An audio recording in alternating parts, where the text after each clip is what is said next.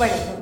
நீங்கள் இணைந்திருப்பது சமூகத்தின் மதிய நேர பிரதான செய்திகளோடு இணைந்து கொள்ளும் நான் டோரின் புஷ்பராஜா. விரிவான செய்திகளுக்குள் செல்வதற்கு முன்னதாக முதலில் தலைப்பு செய்திகள். ஜனாதிபதி ரணில் மற்றும் ராஜபக்தர்களுக்கு இடையில் ரகசிய சந்திப்பு, அரசியல் மட்டத்தில் பரபரப்பு. பலத்த பாதுகாப்புடன் துபாயில் இருந்து இலங்கைக்கு அழைத்து வரப்பட்ட பாதாள உலக உறுப்பினர்கள். இன்றும் சில ரயில்கள் ரத்து, அதிபர்கள் சங்கம் முக்கிய அறிவிப்பு. கிளப் வசந்த கொலை விவகாரம், அரசியல் பிரமுகர்களுக்கு ஏற்பட்டுள்ள சிக்கல். நடுவானில் பறிபோன இலங்கை பெண்ணின் உயிர், பாகிஸ்தானில் அவசரமாக தரையிறங்கிய துபாய் விமானம். யாழில் அதிகரித்து வரும் விபத்துக்கள், அவசர சிகிச்சை பிரிவுகளில் குவியும் நோயாளிகள். 2 மாதங்களுக்கு மேலாக தொடர்ந்த வேலை நிறுத்தத்தை கைவிட்ட பல்கலைக்கழக கல்விசாரா ஊழியர்கள். தரையிறங்கும் போது திடீரென தீப்பிடித்த விமானம், உயிர் தப்பிய பயணிகள். மொனராகலையில் திடீரென மாயமான 6 மாத கர்ப்பிணி பெண்.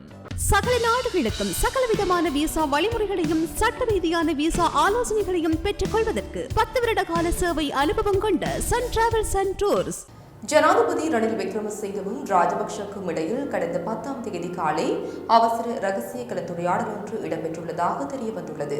இந்த கலந்துரையாடலில் ஐக்கிய தேசிய கட்சியின் சார்பில் சாகல ரத்நாயக்க மற்றும் ரணில் விக்ரமசிங்க மாத்திரமே பங்கேற்றுள்ளதுடன் பொதுஜன பெரமுன கட்சியின் சார்பில் மஹிந்த ராஜபக்ஷ மற்றும் பெசில் ராஜபக்ஷ ஆகியோர் பங்கேற்றுள்ளனர். இந்த கலந்துரையாடலில் பேசப்பட்ட விடயங்கள் தொடர்பில் அதிக தகவல்கள் வெளியாகவில்லை. எனினும் நேற்றைய தினம் நாடாளுமன்றம் ஒத்திவைக்கப்பட்ட வேளையில் ஜனாதிபதி தேர்தலுக்கான கால வரையறை தீர்மானிப்பது தொடர்பான விவாதமே பிரதானமாக அமைந்திருந்ததாக தெரிவிக்கப்படுகின்றது. அத்துடன் ஐக்கிய தேசிய கட்சியும் பொதுஜன பெரமுன கட்சியும் இணைந்து ஜனாதிபதி தேர்தலுக்கான வேட்பாளரை முன்வைப்பது தொடர்பில் மிகவும் ரகசியமான கலந்துரையாடல்களை நடத்தியிருக்கலாம் என அரசியல் ஆய்வாளர்கள் தெரிவிக்கின்றனர். இந்த கலந்துரையாடலில் முக்கிய கட்சிகளின் சார்பில் உயர்மட்ட தலைவர்கள் மட்டுமே கலந்து கொண்டுள்ளமை குறித்து அதிகம் பேசப்படுகின்றது. இது ஒரு ரகசிய சந்திப்பு என அரசியல் அவதானிகள் சுட்டிக்காட்டியுள்ளனர். ஜனாதிபதி தேர்தல் நடைபெறுமா இல்லையா என்ற விவாதம் எழுந்துள்ள நிலையில் அரசியல் மட்டத்தில் பரபரப்பு நிலைமையை ஏற்படுத்தியுள்ளமை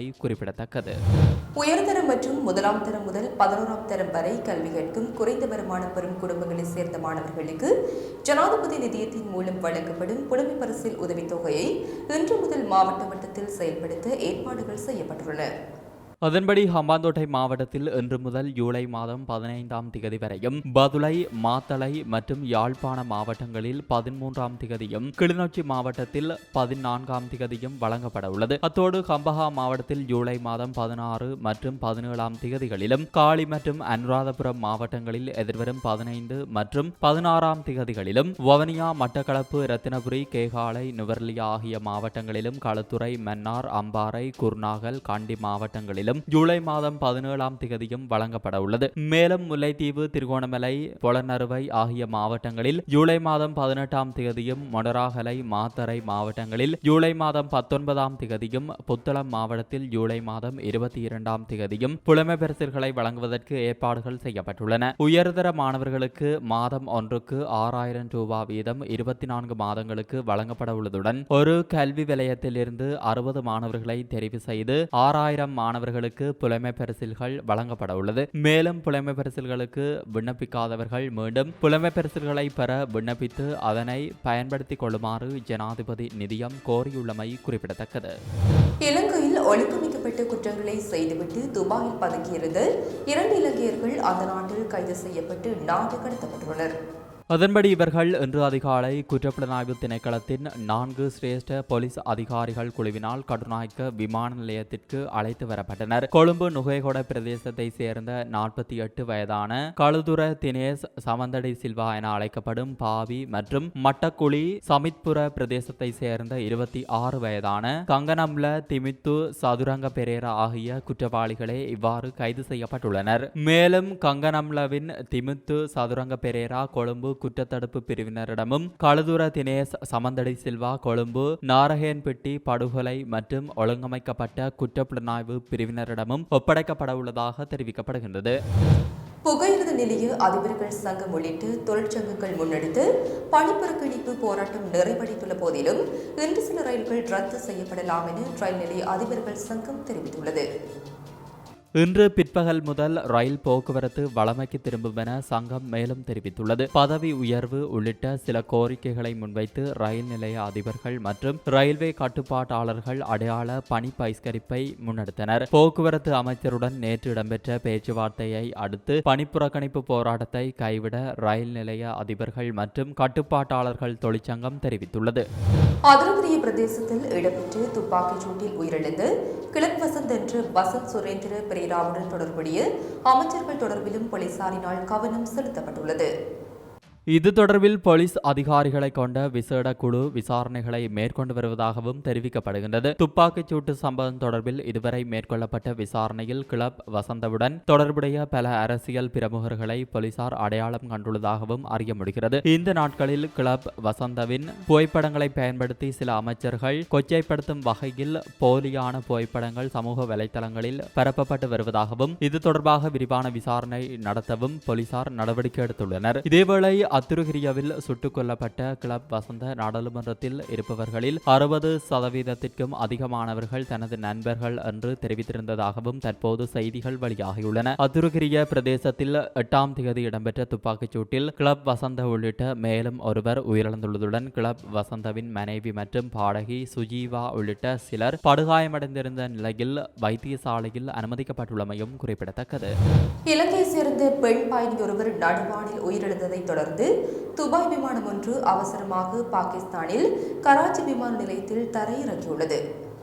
இலங்கையை சேர்ந்த 57 வயதான பலவினி என்ற பெண்ணே இவ்வாறு உயிரிழந்துள்ளதாக தகவல்கள் வெளியாகியுள்ளன. துபாயிலிருந்து கொழும்பிற்கு பயணித்துக் கொண்டிருந்த விமானத்தில் குறித்த பெண் பயணியின் உடல்நிலை திடீரென மோசமடைந்துள்ளது. இதனைத் தொடர்ந்து விமானி கராச்சி விமான நிலையத்தில் விமானத்தை தரையிறக்குவதற்கான வேண்டுகோளை விடுத்துள்ளார். விமானம் தரையிறங்கியதும் உடனடியாக பாகிஸ்தானின் சிவில் விமான போக்குவரத்து அதிகார சபையை சேர்ந்தவர்கள் மருத்துவ பரிசோதனைக்காக விமானத்திற்குள் ஏறியுள்ளனர். அவர்கள் சிகிச்சை அளித்த போதிலும் இலங்கை பெண் உயிரிழந்துள்ளார். அவருக்கு மாரடைப்பு ஏற்பட்டுள்ளதாக மருத்துவர்கள் தெரிவித்துள்ளனர். இதன் பின்னர் விமான நிலையத்தின் மருத்துவ அதிகாரி குறித்த பெண்ணிற்கு மரண சான்றிதழை வழங்கியுள்ளார். இதனைத் தொடர்ந்து குறித்த விமானம் பெண்ணின் உடலுடன் கொழும்பை நோக்கி பயணித்ததாக தெரிவிக்கப்படுகிறது.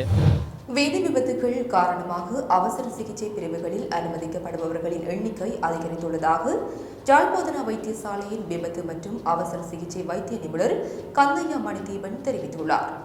யாழ் போதனா வைத்தியசாலையில் நேற்று இடம்பெற்ற ஊடகவியலாளர் சந்திப்பில் அவர் இவ்வாறு தெரிவித்தார். அவர் மேலும் தெரிவிக்கையில், கடந்த காலங்களில் காணப்பட்டதை விட தற்பொழுது விபத்துகளின் எண்ணிக்கை அதிகரித்து யாழ் வைத்தியசாலையில் அதிகமான நோயாளர்கள் அனுமதிக்கப்பட்டு வருகின்றனர். யாழ் போதனா வைத்தியசாலை என்பது வட மாகாணத்தில் மிகப்பெரிய போதனா வைத்தியசாலை. இங்கு விபத்து பிரிவு ஆரம்பிக்கப்பட்டு 5 வருடங்கள் ஆகும் நிலையில் அதிகமான நோயாளிகள் அனுமதிக்கப்பட்டு வருவதை நாங்கள் அவதானிக்கக்கூடியதாக இருக்கிறது. குறிப்பாக 16 தொடக்கம் 40 வயதுக்குட்பட்டவர்கள் அதிகமாக விபத்துகளுக்கு உள்ளாகின்றனர். அதிலும் குறிப்பாக யாழ் மாவட்டத்தில் அதிகளவான விபத்துக்கள் ஏற்படுவதாகவும் அவர் தெரிவித்தார். பல்கலைக்கழக கல்விசாரா ஊழியர்களின் நிறைவேற்றுத்திற அதிகாரிகள் தமது வேலை நிறுத்தத்தை கைவிட தீர்மானித்துள்ளதாக தகவல் வெளியாகியுள்ளது. தமது கோரிக்கைகள் தொடர்பில் பல்கலைக்கழக மானியங்கள் ஆணைக்குழுவின் தலைவர் பேராசிரியர் சம்பத் அமரதுங்கவுடன் நடத்திய கலந்துரையாடலின் பின்னர் குறித்த தீர்மானம் எடுக்கப்பட்டுள்ளதாக தெரிவிக்கப்பட்டுள்ளது. பல்கலைக்கழக கல்விசாரா ஊழியர்கள் சம்பள உயர்வு உள்ளிட்ட பல கோரிக்கைகளை முன்வைத்து கடந்த 2 மாதங்களுக்கு மேலாக வேலை நிறுத்த போராட்டத்தில் ஈடுபட்டு வந்திருந்தமை குறிப்பிடத்தக்கது. முன்னாள் ராஜாங்க அமைச்சர் டயானா கமகேவிற்கு எதிராக குற்ற விசாரணை பிரிவினர் 7 குற்றச்சாட்டுகளை சுமத்தியுள்ளனர். கொழும்பு பிரதான நீதவான் நீதிமன்றில் இந்த குற்றச்சாட்டு சுமத்தப்பட்டிருந்தது. குடிவரவு குடியல்வு கட்டுப்பாட்டாளரிடம் போலி தகவல்களை வழங்கியமை, போலியான ஆவணங்களை வழங்கி கடவுச்சீட்டு பெற்றுக்கொண்டமை, குடிவரவு குடியல்வு சட்டத்தை மீறியமை உள்ளிட்ட 7 குற்றச்சாட்டுகள் சுமத்தப்பட்டுள்ளன. சந்தேக நபரின் கடவுச்சீட்டை நீதிமன்றில் ஒப்படைக்குமாறு நீதவான் உத்தரவிட்டுள்ளார். வெளிநாட்டு கடவுச்சீட்டுடைய டயானா கமகே நாடாளுமன்ற உறுப்பினராக பதவி வகிக்க முடியாது என கூறி சமூக செயற்பாட்டாளரான ஹோசல ஹேரத் வழக்கு தாக்கல் செய்திருந்தார். இந்த வழக்கினை விசாரணை செய்த நீதிமன்றம் டயானாவின் நாடாளுமன்ற உறுப்பினர் பதவியை ரத்து செய்து ஏற்கனவே தீர்ப்பு வழங்கியிருந்தது. இந்த நிலையில் ஏனைய குற்றச்சாட்டுகள் உள்ளடங்கிய குற்றப்பத்திரிகை ஒன்றை குற்ற விசாரணை பிரிவினர் நீதிமன்றில் முன்வைத்துள்ளனர். இந்த வழக்கு எதிர்வரும் ஆகஸ்ட் மாதம் 1ஆம் தேதி மீண்டும் விசாரணைக்கு எடுத்துக் கொள்ளப்பட உள்ளது. நாட்டின் தென்மேற்கு பகுதியில் இன்றிலிருந்து அடுத்த சில நாட்களுக்கு மழை நிலைமை மேலும் அதிகரிக்கும் என்று எதிர்பார்க்கப்படுகின்றது.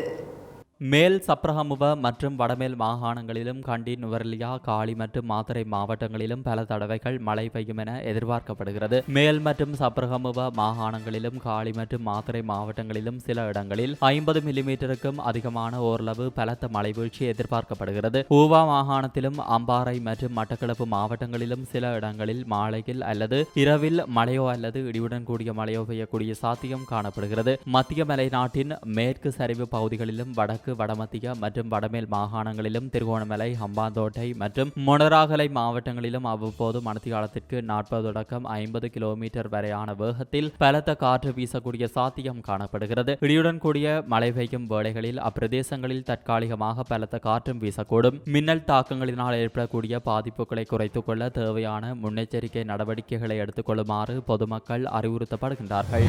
இலங்கையில் 100 வயதை கடந்து 450 பேர் வசிப்பதாக நிதி ராஜாங்க அமைச்சர் ரஞ்சித் சியாமலப்பட்டிய தெரிவித்துள்ளார். குறித்த தகவலை நாடாளுமன்றத்தில் உரையாற்றும் போது அவர் தெரிவித்துள்ளார். அத்துடன் அவர்கள் வயது முதிர்ந்தவர்களுக்கான விசேட அரச கொடுப்பனவுக்கு தகுதி பெற்றிருப்பதாகவும் நிதி ராஜாங்க அமைச்சர் குறிப்பிட்டுள்ளார். மேலும் நாட்டில் 2.7 மில்லியன் பேர் 60 வயதை கடந்தவர்களாக இருப்பதாகவும் அவர் மேலும் கூறியுள்ளார். இதேவேளை மக்கள் தொகை பிரச்சினை குறித்து மக்களிடையே விழிப்புணர்வை ஏற்படுத்தும் வகையில் ஆண்டுதோறும் ஜூலை மாதம் 11ஆம் தேதி உலக மக்கள் தொகை தினமாக கடைபிடிக்கப்பட்டு வருகின்றது. இலங்கையில் பசும்பால் உற்பத்தி தொழிலை மேம்படுத்துவதற்காக பசுக்களை வழங்குவதற்கு இந்தியாவும் பாகிஸ்தானும் ராஜதந்திர மட்டத்தில் இணக்கம் தெரிவித்துள்ளன. இலங்கையில் பசும்பால் உற்பத்தியை மேம்படுத்தும் வகையில் அதிகளவான பாலை பெறக்கூடிய பசுக்கள் இல்லாதது இலங்கையில் பெரும் பாதிப்பை ஏற்படுத்தியுள்ளதாக விவசாய அமைச்சு தெரிவித்துள்ளது. இந்தியா மற்றும் பாகிஸ்தானுடனான பேச்சுவார்த்தையின்படி இந்திய அரசு சாஹிவால் என்ற பசுமாடுகளையும் பாகிஸ்தான் முரா என்ற வகை எருமை மாடுகளையும் இலங்கைக்கு வழங்க நடவடிக்கை எடுத்துள்ளது. இலங்கையின் காலநிலைக்கு ஏற்ற பசுக்கள் மற்றும் எருமைகள் இந்தியாவிலும் பாகிஸ்தானிலும் மட்டுமே காணப்படுகின்றதுடன் சில ஆண்டுகளுக்கு முன்பு நியூசிலாந்து மற்றும் ஆஸ்திரேலியாவில் இருந்து பசுக்கள் இறக்குமதி செய்யப்பட்டாலும் அந்த திட்டங்கள் தோல்வி அடைந்துள்ளமை குறிப்பிடத்தக்கது. பாகிஸ்தானில் சவுதி ஏர்லைன்ஸுக்கு சொந்தமான விமானம் ஒன்று தரையிறங்கும் போது தீப்பிடித்துள்ளது. பாகிஸ்தானின் பெஷாவர் விமான நிலையத்தில் நேற்று தரையிறங்கும் போது இந்த அனர்த்தம் ஏற்பட்டுள்ளது. 297 பயணிகளுடன் ரியாத்தில் இருந்து பெஷாவர் வந்தடைந்த இந்த விமானம் தரையிறங்கும் கருவியில் ஏற்பட்ட கோளாறு காரணமாக தீப்பிடித்துள்ளது. உடனடியாக விமானம் ஓடுபாதையில் நிறுத்தப்பட்டு விமானத்தில் இருந்த 276 பயணிகளும் 21 பணியாளர்களும் அவசர கதவு வழியாக கீழே இறங்கிவிட்டனர். இதேவேளை தீயணைப்பு படையினர் விமானத்தில் ஏற்பட்ட தீயை கட்டுப்பாட்டிற்குள் கொண்டு வந்ததாக வெளிநாட்டு ஊடகங்கள் செய்தி வெளியிட்டுள்ளன. பேருந்திலிருந்து தவறி விழுந்து ஆசிரியர் ஒருவர் பலத்த காயங்களுக்கு உள்ளான நிலையில் சாவச்சேரி வைத்தியசாலையில் அனுமதிக்கப்பட்டுள்ளார். இன்று காலை யாழ்ப்பாணம் பூநகரி 15ஆம் கட்டை சந்தி பகுதியில் இந்த சம்பவம் இடம்பெற்றுள்ளது. சம்பவம் தொடர்பில் மேலும் தெரிய வருவதாவது, யாழ்ப்பாணத்திலிருந்து மல்லாவிக்கு சென்ற இலங்கை போக்குவரத்து சபைக்கு சொந்தமான பேருந்தில் சாவகச்சேரி பகுதியிலிருந்து குறித்த ஆசிரியர் ஏறியுள்ளார். பேருந்து பூநகரி பகுதியில் பயணித்துக் கொண்டிருந்த போது திடீரென நிலை தடுமாறிய ஆசிரியர் பேருந்தின் பின்கதவால் கீழே விழுந்துள்ளார். இந்நிலையில் தலையில் பலத்த காயமடைந்த குறித்த ஆசிரியர் சாவகச்சேரி வைத்தியசாலைக்கு கொண்டு செல்லப்பட்டுள்ளார். மொனராகலை கோவிந்தபுர போலீஸ் பிரிவுக்கு உட்பட்டு அம்பாறை வீதியில் வசிக்கும் 6 மாத கர்ப்பிணி பெண் ஒருவர் கடந்த 9ஆம் தேதியிலிருந்து காணாமல் போயுள்ளதாக கோவிந்தபுர போலீசார் தெரிவித்துள்ளனர்.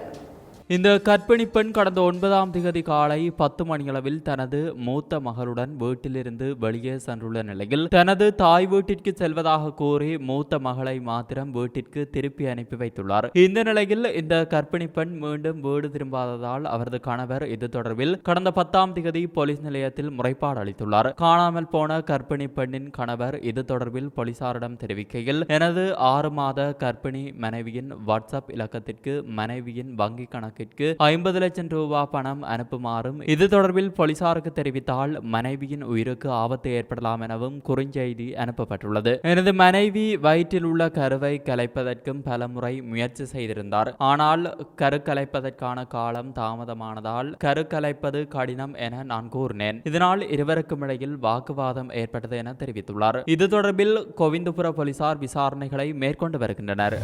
4 வயதான சிறுமிக்கு மதுபானத்தை பறிக்கினார் என்று குற்றச்சாட்டில் அவரது தாய் மாமனான 31 வயதான நபர் கைது செய்யப்பட்டுள்ளார்.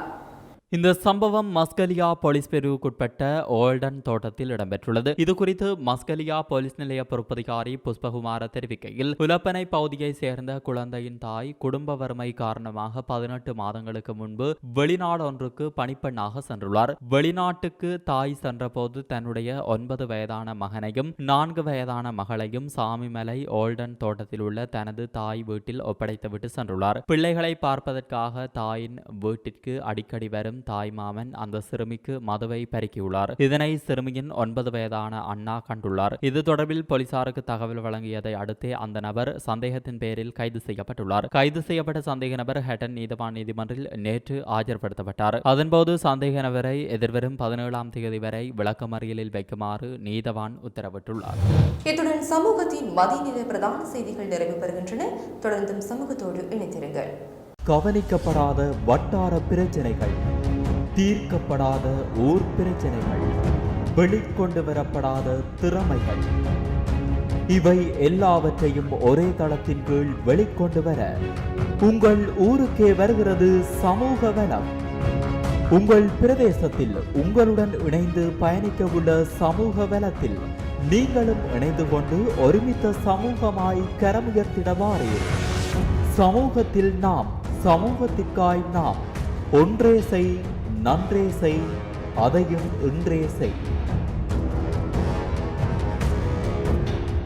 இது போன்ற செய்திகளை தெரிந்து கொள்ள சமூகம் நியூஸ் சேனலை சப்ஸ்கிரைப் செய்து அருகில் உள்ள பெல் பட்டனை கிளிக் செய்யுங்கள்.